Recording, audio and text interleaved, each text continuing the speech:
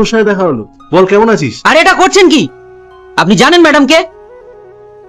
একদম হাত বাড়াবেন না। ম্যাডাম এখন কোনো সাধারণ মেয়ে নয়, ম্যাডাম একজন সরকারি প্রতিনিধি।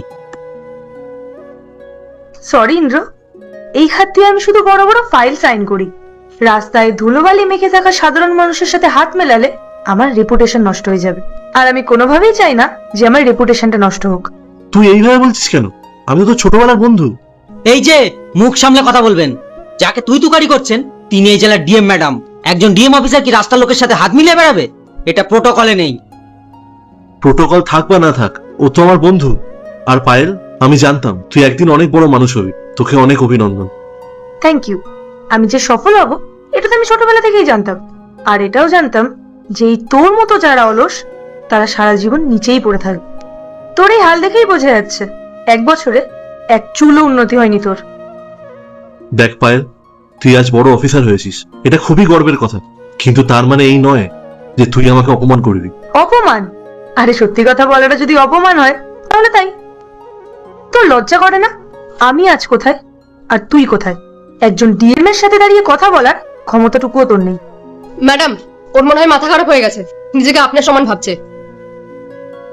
ও বোধহয় জানে না যে আমি এখন ঠিক কতটা পাওয়ারফুল। বড় বাংলো, বড় গাড়ি, শহরে 4-5টা অ্যাপার্টমেন্ট, ওর তো এগুলো কল্পনারও বাইরে। অবাক হয়ে যাচ্ছি পায়েল, একসময় স্কুলে ফিস দেওয়ার মতো তোর কাছে টাকা থাকতো না, তুই ডিএম হয়েছিস মাত্র 1 বছরই হলো, এর মধ্যে এত টাকা, এত সম্পত্তি।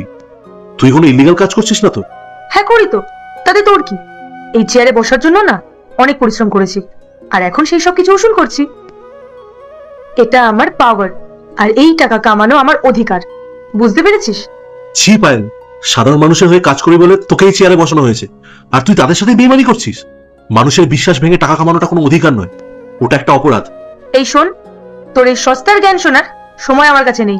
নিজে তো জীবনে কিচ্ছু করতে পারলি না, আর এখন এসেছিস আমার ভুল ধরতে। আমি ভুল ধরছি না পায়েল, আমি তোকে সাবধান করছি। প্রথমে তোকে দেখে অনেক খুশি হয়েছিলাম, কিন্তু এখন মনে হচ্ছে তোর মতো মানুষের এই চেয়ারে বসার কোনো যোগ্যতা নেই। তুই এই পদের অপমান করছিস, আর এটা তুই একদমই ঠিক করছিস না। এই একদম চুপ। ম্যাডামের ছোটবেলা চেনা বলে অনেক ছাড় দিচ্ছি আপনাকে। ম্যাডামের সাথে কিভাবে কথা বলতে হয় সেটা কি আপনাকে শিখিয়ে দেবো? ঠিক বলেছো ইন্দ্র, তোর কপাল ভালো যে আমি তোকে চিনি, না হলে আজ তোর আমি এমন হাল করতাম যে সমাজের কাছে নিজের এই মুখ দেখানোর অবস্থায় থাকতিস না। ম্যাডাম চলুন, ওর মতো ফালতু লোকের পেছনে এতটা সময় নষ্ট করার কোনো মানেই হয় না। আমাদের হাতে অত সময় নেই। শোন ইন্দ্র, তোকে একটা অফার দিই, এভাবে রাস্তায় ঘুরে না বেরিয়ে আমার অফিসে আসিস, তোকে একটা গার্ডের কাজ দিয়ে দেবো। তোর মতন মানুষের ওইটুকুই যোগ্যতা। চলি, এসো।